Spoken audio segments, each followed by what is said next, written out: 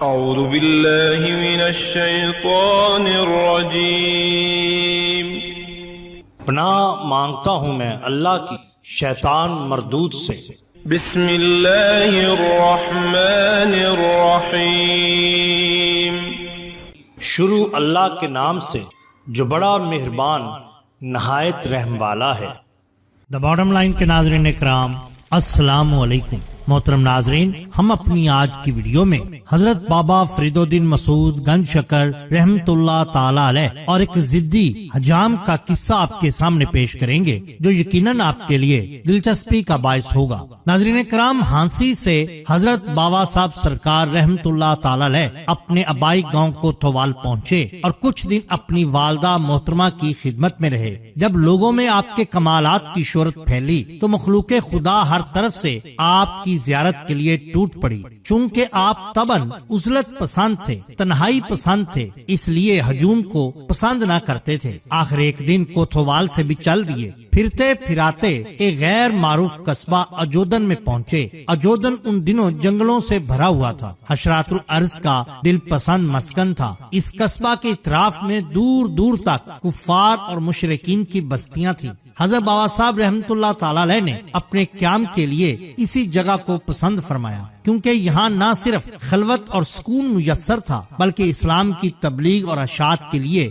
یہ ایک موضوع مرکز تھا۔ ایک روایت میں آتا ہے کہ ایک دن خواب یا پھر مراقبہ کی حالت میں آپ کو اپنے مرشد گرامی حضرت خواجہ قطب الدین بختیار احمد کاکی رحمت اللہ تعالی علیہ ملے۔ انہوں نے ہدایت کی، اس قصبہ میں مستقل طور پر اقامت اختیار کر لو اور مخلوق خدا کو رائے حق کی طرف بلاؤ، کیونکہ اس علاقہ میں ہر طرف کفر و شرک کی بجلیاں کوند رہی تھی۔ ایک اور روایت میں ہے کہ ایک روز آپ اجودن میں عبادت میں مصروف تھے کہ غیب سے آواز آئی، اے فرید، تم گمراہوں کو راہ ہدایت دکھانے پر مامور کیے گئے ہو، پریشان مت ہو اور اسی جگہ رہ کر تبلیغ حق کا فرض انجام دو۔ اللہ کے بندوں کو راہ حق میں ہر قسم کی مصیبتیں اور لوگوں کی جفاکاریاں خندہ پیشانی سے برداشت کرنی چاہیے۔ غرض اجودن سے باہر مغرب کی جانب ایک کریر کے درخت کے نیچے بابا صاحب سرکار رحمت اللہ تعالی علیہ نے ڈیرا ڈال دیا اور یاد الہی میں مشغول ہو گئے۔ تب سے یہ علاقہ اجودن سے پاک پتن یا پاک پٹن کے طور پر مشہور ہو گیا۔ بیان کیا جاتا ہے کہ اجودن کے قریب نالا یا دریا بہتا تھا۔ حضرت بابا صاحب سرکار رحمت اللہ تعالی علیہ اکثر اس نالے کے کنارے ایک پاک جگہ پر بیٹھ کر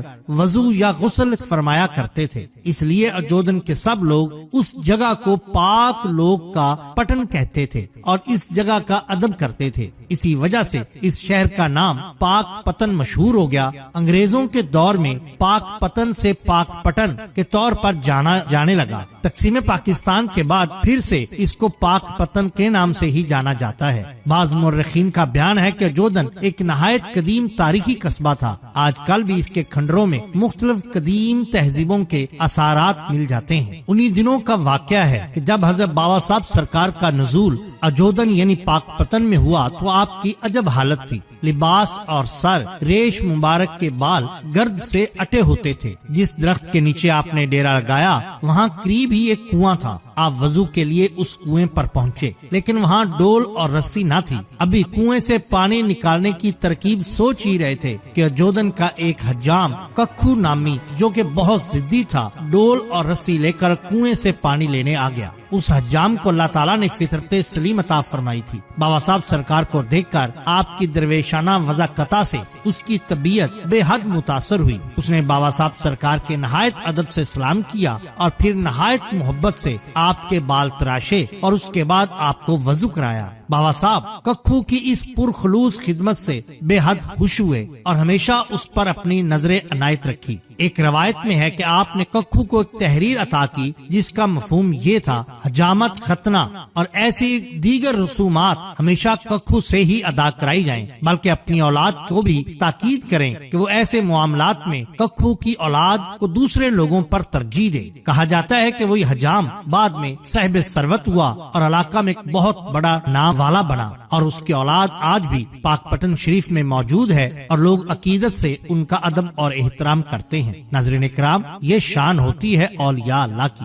کن قبل اس سے ہم حضرت خواجہ صوفی حمید الدین ناگوری سہروردی رحمت اللہ تعالی علیہ کے بارے میں چند گزارشات آپ کے ساتھ کرنا چاہتے ہیں۔ آپ رحمت اللہ تعالی علیہ مقرب احدیت، قطب زمانہ شیخ یگانہ اور قطب آسمان ولایت ہیں۔ آپ کو محمد بن عطا بھی کہا جاتا ہے۔ آپ کا ہندوستان کے مقتدر مشائخ کرام میں شمار ہوتا ہے۔ علوم ظاہری اور باطنی میں مکمل دسترس رکھتے تھے۔ آپ اگرچہ خواجہ قطب الدین بختیار احمد کاکی علیہ رحمہ کے ساتھی تھے، مگر نسبت کے لحاظ سے آپ خاندان سہروردیہ سے تعلق رکھتے تھے۔ حضرت شیخ الشیوخ شیخ شہاب الدین سہروردی علیہ رحمہ کے مرید اور خلیفہ تھے۔ بعض لوگوں کے نزدیک آپ حضور خواجہ معین الدین چشتی اجمیری رحمت اللہ تعالی علیہ کے خلیفہ اور مرید بھی ہیں۔ آپ انتہائی خوش طبع انسان تھے۔ ایک دفعہ قاضی حمید الدین ناگوری رحمت اللہ تعالی علیہ شیخ برہان الدین علیہ رحمہ اور اپنے زمانہ کے مشہور زمانہ قاضی کبیر علیہ رحمہ کے ہمراہ گھوڑوں پر سوار ہو کر کہیں جا رہے تھے۔ آپ کا گھوڑا دوسرے ساتھیوں کی نسبت چھوٹے قد کا تھا، چنانچہ قاضی کبیر نے قاضی حمید الدین ناگوری رحمت اللہ تعالی علیہ سے کہا کہ آپ کا گھوڑا بہت چھوٹا ہے۔ آپ نے بطور ظرافت اور خوش طبعی کے فرمایا کہ کبیر تم سے تو بڑا ہے، یعنی اشارہ تھا قاضی کبیر کی جانب، اگرچہ دوسرے گھوڑوں سے چھوٹا ہے لیکن آپ سے تو بڑا ہے۔ اس میں ہو کے بارے میں آپ کا ارشاد ہے کہ اس میں ہو وہ اشارہ ہے جس کے انوار کی تعلیمات سے خدا تعالیٰ کے خاص اسرار ظاہر ہوتے ہیں۔ خواجہ نظام الدین اولیاء رحمت اللہ تعالی علیہ فرماتے ہیں کہ ہندوستان میں قاضی حمید الدین علیہ رحمہ کے وقت میں سماع کا زیادہ زور اور شور تھا،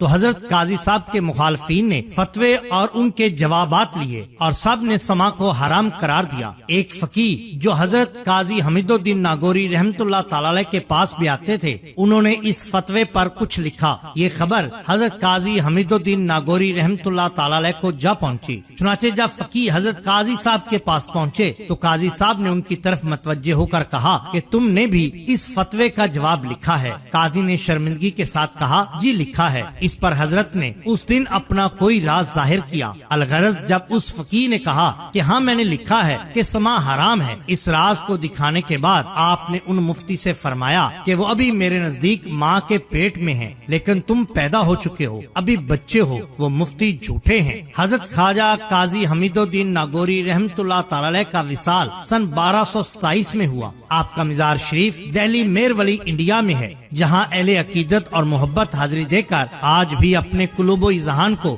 نور ایمان سے منور کرتے ہیں۔ ایک دفعہ کا ذکر کیا جاتا ہے کہ حضرت بابا فرید الدین گن شکر رحمت اللہ تعالی علیہ نے سماع کے سننے کی خواہش ظاہر کی تاکہ کوئی غزل یا نعت وغیرہ سنے، لیکن اتفاق سے اس وقت کوئی نعت خواں یا غزل گو نہ ملا تو حضرت بابا صاحب نے شیخ بدر الدین اسحاق سے فرمایا کہ قاضی حمید الدین ناگوری رحمت اللہ تعالی علیہ نے جو میری طرف خط لکھا وہ اٹھا کر لاؤ۔ چنانچہ حضرت بدر الدین اسحاق اس جگہ سے اٹھے، ایک حجرہ میں گئے اور وہ بستہ اٹھا کر بابا صاحب کے پاس لے آئے جس میں بہت سے خطوط تھے، اور حضرت کے سامنے اس میں سے ہاتھ ڈالا تو سب سے اولن یعنی سب سے پہلے ان کے ہاتھ میں قاضی حمید الدین ناگوری رحمت اللہ تعالی علیہ کا خط آیا۔ چنانچہ حضرت بدر الدین رحمت اللہ تعالی علیہ نے وہ خط بابا صاحب رحمت اللہ تعالی علیہ کی خدمت عالیہ میں پیش کر دیا۔ حضرت بابا صاحب نے حضرت شیخ بدر الدین سے فرمایا کہ اسے کھڑے ہو کر پڑھو۔ چنانچہ شیخ بدر الدین اسحاق علیہ رحمہ نے کھڑے ہو کر وہ خط پڑھنا شروع کیا۔ اس میں یہ لکھا تھا: فقیر اور حقیر، کمزور و ناتواں محمد عطا جو درویشوں کا خادم اور غلام ہے، ان کے قدموں کی خاک کو اپنے سر اور آنکھوں پر بطور تبرک ملتا ہے۔ حضرت شیخ بدر الدین نے بھی خط کا اتنا ہی مضمون پڑھا تھا کہ شیخ فرید الدین رحمت اللہ تعالی علیہ پر حال وجد کی کیفیت طاری ہوگی۔ پھر خط کی یہ ربائی بھی پڑھی گئی جس کا ترجمہ یہ ہے: وہ عقل میں کہاں سے لاؤں جو تیرے کمال کی گہرائیوں تک پہنچ سکے، اور وہ روح کہاں سے لاؤں جو تیرے جلال کی کوہنا اور حقیقت کو پا سکے۔ میں خود سمجھتا ہوں کہ تو نے اپنے جمال سے پردہ اٹھا لیا ہے، لیکن وہ آنکھیں کہاں سے لاؤں جو تیرے جمال کو دیکھ سکیں۔ اس پر حضور بابا فرید الدین مسعود گن شکر رحمت اللہ تعالی علیہ نے فرمایا کہ میں کبھی بھی حضرت خواجہ قاضی حمید الدین ناگوری رحمت اللہ تعالی علیہ کا مقابلہ نہیں کر سکتا، میں ان کے سامنے اپنا سر خم تسلیم کرتا ہوں۔ حاضرین کرام، یہ شان ہوتی ہے اولیاء اللہ کی۔